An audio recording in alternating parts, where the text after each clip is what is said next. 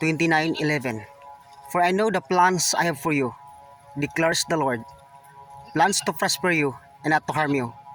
Plans to give you hope and a future. Daghan tag mga plano sa kinabuhi.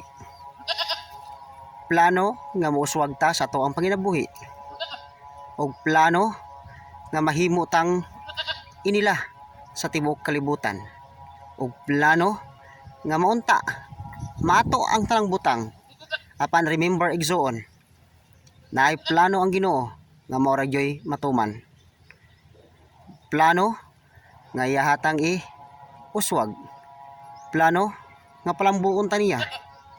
Og plano nga naatay kaugmaon sa ato ang kinabuhi.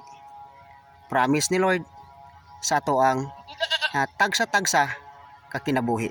And now, in Jeremiah 29:11, ang pulong sa Dios nagaingon, for I know the plans I have for you, declares the Lord, plans to prosper you and not to harm you, plans to give you hope in the future.